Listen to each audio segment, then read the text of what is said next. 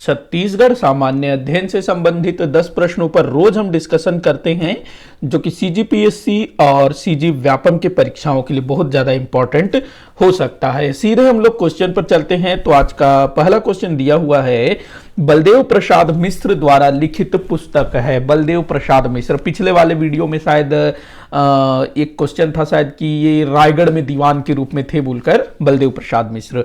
तो इनके द्वारा लिखी गई पुस्तक कौन सी है ये आपको बताना है। तो देखिएगा, छत्तीसगढ़ परिचय।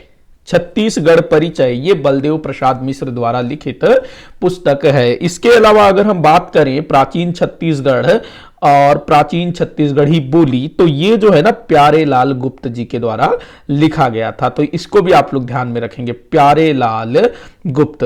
ये दोनों भी मेरे ख्याल से पूछा गया, इस विशेष करके ये जो प्राचीन छत्तीसगढ़ है इसको पूछा गया है, और छत्तीसगढ़ परिचय इसको भी पूछा गया है। तो छत्तीसगढ़ परिचय बलदेव प्रसाद मिश्र की, प्राचीन छत्तीसगढ़ और प्राचीन छत्तीसगढ़ी बोली प्यारे लाल गुप्त जी की रचना है। अगला क्वेश्चन हम देखते हैं, किस गुफा में स्टेलेक्टाइट एवं स्टेलेग्माइट प्रकार की आकृतियां देखने को मिलती है। तो ये जो स्टेलेक्टाइट और जो स्टेलेग्माइट है, ये जो है ना जो चूना पत्थर से निर्मित जो गुफा है वहां पर देखने को मिलती है, और इस तरह की आकृतियां हमको देखने को मिलती है कुटुमसर की गुफाओं में। कुटुमसर की गुफा कहां पर है भाई? बस्तर जिला में। बस्तर जिला में कहां पर है?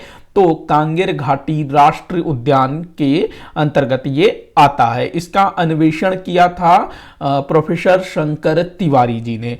तो ध्यान रखेंगे इस चीज को, कुटुमसर की गुफा जो कि एक भूगर्भित गुफा है। बाकी जो गुफाएं हैं ना, सिंघनपुर की गुफा, जोगीमारा की गुफा, बोतलदा की गुफा, इनका महत्व ऐतिहासिक है। यहां से काफी सारे ऐतिहासिक महत्व की चीजें मिली है, लेकिन जो कुटुमसर की गुफा है ये पूर्णतः प्राकृतिक गुफा है। अगला क्वेश्चन हम देखते हैं, निम्न कथनों पर विचार करने को बोल रहा है। तो भाई कर लेते हैं विचार।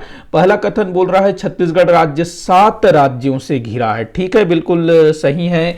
उत्तर में उत्तर प्रदेश, उत्तर पूर्व में झारखंड, उसके बाद पूर्व में उड़ीसा, उसके बाद दक्षिण में आएंगे तो आंध्र प्रदेश, तेलंगाना, फिर पश्चिम की ओर देखें तो महाराष्ट्र, मध्य प्रदेश। तो टोटल 7 राज्यों की सीमाओं को स्पर्श करता है हमारा छत्तीसगढ़ राज्य, मतलब 7 राज्यों से घिरा हुआ है। अगला बोल रहा है दूसरा, छत्तीसगढ़ राज्य के 18 जिले भू आवेष्टित जिले हैं। तो भाई ये गलत है, 18 जिले नहीं 10 जिले भू आवेष्टित हैं। भू आवेष्टित जिले किसको कहा जाता है?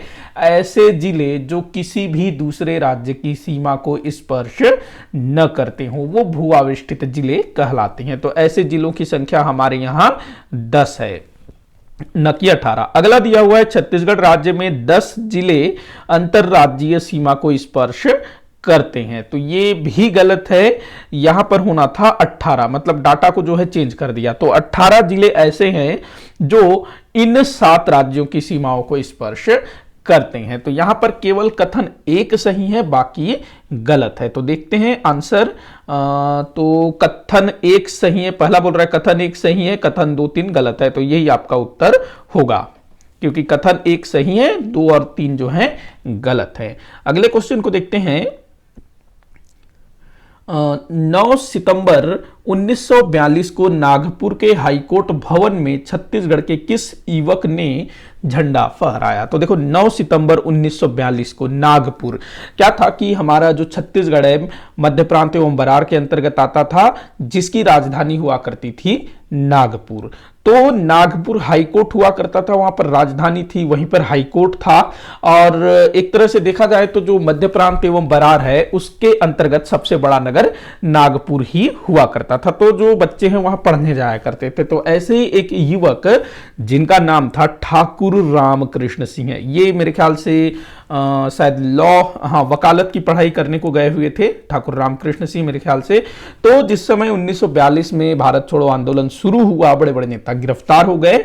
उसके बाद जो मतलब आम जनता थी वो जो है अपने हिसाब से काम करने लगे। तो जो ठाकुर रामकृष्ण सिंह थे जो वहां पढ़ाई करने गए थे, तो ये जो है सीधे हाईकोर्ट पहुंच गए हाईकोर्ट बिल्डिंग और वहां पर बिल्डिंग ऊपर चढ़ करके इन्होंने झंडा फहरा दिया। तो ये बहुत बड़ी घटना थी। अगला क्वेश्चन दिया हुआ है, अच्छा ये घटना जो है ना 9 सितंबर 1942 को हुई थी, ये भी ध्यान रखेंगे। अगला क्वेश्चन दिया हुआ है, किस मजदूर आंदोलन के पश्चात ठाकुर प्यारेलाल सिंह को राजनांदगांव रियासत से निष्कासित किया गया? तो देखो जो ठाकुर प्यारेलाल सिंह थे वो जो है राजनांदगांव में जो मिल था, Bengal Nagpur cotton mill, BNC mill, तो वहां के मजदूरों को उन्होंने प्रेरित किया कि भाई आप लोग अपने अधिकारों के लिए लड़िए, हड़ताल करने के लिए प्रेरित किया। तो पहला हड़ताल कब होता है? प्रथम हुआ 1920 में, हाँ, उसके बाद दूसरा होता है 1924 में, तीसरा होता है 1937 में, चौथा नहीं हुआ था। तो देखो अब अंग्रेज सरकार को पता है कि भाई ठाकुर प्यारेलाल सिंह के कारण ही मजदूर हड़ताल कर रहे हैं, तो पहला उनको नहीं निकाला गया। लेकिन दूसरा जो हड़ताल हुआ ना, उसके बाद अंग्रेजों का दिमाग खराब हो गया। उन्होंने जो है वहां के जो रियासत के जो राजा थे उस पर दबाव बनाया कि इस आदमी को बाहर निकालो। तो ठाकुर प्यारेलाल सिंह जी को राजनांदगांव रियासत से बाहर निकाल दिया गया, निष्कासित किया गया द्वितीय मजदूर आंदोलन के पश्चात 1924 में। ध्यान रखेंगे, इंपॉर्टेंट है, पूछा गया है। अगला है, छत्तीसगढ़ में ब्रिटिश काल के दौरान नियुक्त किस ब्रिटिश अधीक्षक की मृत्यु उसके कार्यकाल में हुई थी? तो देखो छत्तीसगढ़ में ब्रिटिश काल के दौरान नियुक्त ब्रिटिश अधीक्षक, तो ब्रिटिश अधीक्षक कब नियुक्त किया जाता था? 1818 से लेकर के 1830 के मध्य, जब नागपुर का भोसला शासक अल्पवयस्क था। तो जो अंग्रेज थे उन्होंने सत्ता अपने हाथ में ले ली थी। छत्तीसगढ़ भी नागपुर के भोसला शासक के अंतर्गत आता था। तो छत्तीसगढ़ पर अंग्रेजों ने क्या किया? अधीक्षक नियुक्त करना शुरू किया, जिसको अंग्रेजी में बोला जाता था सुपरिटेंडेंट, हिंदी में अधीक्षक। तो पहला ब्रिटिश अधीक्षक नियुक्त किया गया कैप्टन एडमंड को 1818 में, और इसी की कार्यकाल के दौरान मृत्यु हुई। 1818 में आया था, कुछ ही समय बाद इसकी डेथ हो गई, तो कार्यकाल में ही इसकी मृत्यु हुई। अगले क्वेश्चन की ओर बढ़ते हैं। राजकुमार कॉलेज स्थित है, बड़ा ही आसान क्वेश्चन है, राजकुमार कॉलेज। तो भाई ये रायपुर में स्थित है। जो भी रायपुर वाले हैं उन्होंने देखा भी होगा, जो घड़ी चौक के आगे जो जय स्तंभ चौक होते हुए रविशंकर यूनिवर्सिटी की तरफ जाते हैं तो लेफ्ट साइड में ही होता है ना राजकुमार कॉलेज। तो ये जो है ना हमारे छत्तीसगढ़ राज्य में स्थापित पहला कॉलेज जिसको हम बोल सकते हैं, लेकिन पहला कॉलेज टिक मत कर देना क्योंकि ये आम जनता के लिए नहीं था, ये खास लोगों के लिए था। मध्य भारत के जो राजे महाराजे होते थे ना, उनके बच्चों के पढ़ाई के लिए हुआ करता था। यहाँ पर सारी फैसिलिटीज उनको दी जाती थी, बिल्कुल लग्जरी रूम हुआ करता था, सब कुछ फैसिलिटी होता था। एक तरह से जो राजे महाराजों के बच्चे होते थे ना, उनको अंग्रेज बनाया जाता था इन्हीं कॉलेजेस में। ऐसे बहुत सारे कॉलेज थे जो अंग्रेजों ने खोले रखे थे राजा महाराजाओं के बच्चों को पढ़ाने के लिए। तो राजकुमार कॉलेज रायपुर में, ये पहले जबलपुर में हुआ करता था, बाद में रायपुर आया। अगला क्वेश्चन हम देखते हैं, कोडार जलाशय किस जिले में स्थित है? तो कोडार जलाशय जो कि कोडार नदी में स्थित है। कोडार नदी सूखा नदी की सहायक नदी है। तो भाई ये महासमुंद जिले में है और ये महानदी अफवाह तंत्र के अंतर्गत आती है कोडार नदी। अगला क्वेश्चन दिया हुआ है, दिसंबर 1935 में रायपुर जिला परिषद के सम्मेलन में किस राष्ट्रीय स्तर के नेता का आगमन हुआ था? कब बोल रहा है? दिसंबर 1935 में छत्तीसगढ़ में किस राष्ट्रीय स्तर के नेता का आगमन हुआ था? वो भी किस में? रायपुर जिला परिषद के सम्मेलन में। रायपुर जिला परिषद का सम्मेलन होना था, तो उसमें सम्मिलित होने के लिए वह राष्ट्रीय स्तर के नेता आए थे, रायपुर आए थे, मतलब छत्तीसगढ़ आए थे। कौन थे भाई वो? तो वो थे, देखो एक चीज मैं बता देता हूं, डॉक्टर राजेंद्र प्रसाद और पंडित जवाहरलाल नेहरू दोनों ही दिसंबर 1935 में छत्तीसगढ़ आए थे, रायपुर आए थे। तो अब आप बताइए इन दोनों में से कौन था? तो देखो डॉक्टर राजेंद्र प्रसाद ये आए थे दिसंबर 1935 में। आप चाहो तो तारीख भी नोट कर सकते हो, 11 दिसंबर 1935।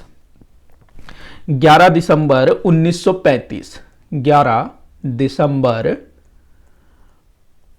1935 को डॉक्टर राजेंद्र प्रसाद रायपुर जिला परिषद के सम्मेलन में सम्मिलित होने के लिए आए। वहीं पंडित जवाहरलाल नेहरू कुछ दिनों के बाद, इनके कुछ दिनों के बाद 15-16 दिसंबर 1935 को रायपुर आए। ये किस लिए आए थे पंडित जवाहरलाल नेहरू? तो ये आए थे मध्य प्रांत के प्रांतीय शिक्षक सम्मेलन में भाग लेने के लिए, जो कि रायपुर में हो रहा था, और ये 6वां प्रांतीय शिक्षक सम्मेलन था। एक बार फिर से सुनिएगा, मध्य प्रांत के प्रांतीय शिक्षक सम्मेलन जिसका आयोजन रायपुर में हो रहा था, जो कि 6वां शिक्षक सम्मेलन था, उसमें भाग लेने के लिए आ रहे थे पंडित जवाहरलाल नेहरू, मतलब आए थे 15-16 दिसंबर 1935 को। और इसके कुछ ही दिन पहले 11 दिसंबर 1935 को रायपुर जिला परिषद के सम्मेलन में भाग लेने के लिए डॉक्टर राजेंद्र प्रसाद आए थे, तो ध्यान रखेंगे।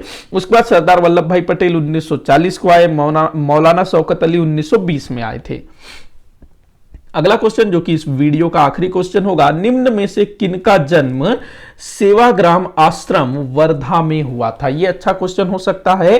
तो देखो, किनका जन्म हुआ था भाई सेवाग्राम आश्रम में? तो देखो, स्वामी आत्मानंद, इनका जो है ना संबंध सेवाग्राम आश्रम से जुड़ा हुआ है। गांधी जी की काफी मतलब निकटता में ये रहे हैं स्वामी आत्मानंद जी। इनके बचपन का नाम तुलेंद्र था, और एक तरह से इनका जो बचपन है सेवाग्राम आश्रम में बीता। बचपन का कुछ समय इनके जो पिता थे धनीराम वर्मा, वो एक शिक्षक थे, और एक शिक्षक के रूप में उनका चयन सेवाग्राम आश्रम में हुआ, तो वो पूरे फैमिली के साथ वहां चले गए। बालक तुलेंद्र भी उनके साथ चले गए। गांधी जी के साथ काफी मतलब ये खेलते भी थे, और गांधी जी इनको काफी पसंद भी किया करते थे। एक कोई फोटो है जहां गांधी जी की छड़ी लेकर एक बच्चा भाग रहा है, कहते हैं कि वो यही तुलेंद्र थे, मतलब कि स्वामी आत्मानंद जी। लेकिन इनका जन्म सेवाग्राम आश्रम में नहीं हुआ था। इनका जन्म मेरे ख्याल से रायपुर आसपास किसी स्थान में हुआ था, मुझे नाम याद नहीं आ रहा है, लेकिन वहां जन्म हुआ था तुलेंद्र के छोटे भाई, जिनका नाम था नरेंद्र देव वर्मा। 4 नवंबर 1939 4 नवंबर 1939 को इनका जन्म हुआ। कब? 4 नवंबर 1939 को सेवाग्राम आश्रम में नरेंद्र देव वर्मा, जो कि स्वामी आत्मानंद जी के छोटे भाई थे, इनका जन्म होता है सेवाग्राम आश्रम में। तो ध्यान रखना, पूछा जा सकता है, इंपॉर्टेंट हो सकता है, इस तरह की चीजें पूछी जा रही है। इनके पिता का नाम था धनीराम वर्मा। तो भाई इसी के साथ आज का ये वीडियो यहीं पर समाप्त होता है। आप लोग मुझे कमेंट करके बताइएगा कि आपसे कितने क्वेश्चन सॉल्व हुए। किसी भी क्वेश्चन में कोई भी डाउट हो जरूर पूछिएगा, ताकि मैं उसको सॉल्व कर सकूं। वीडियो को जितना हो सके उतना आप शेयर करिएगा, अच्छा लगा हो तो लाइक जरूर करिएगा, चैनल को सब्सक्राइब करिएगा। वीडियो को आखिर तक देखने के लिए बहुत बहुत धन्यवाद।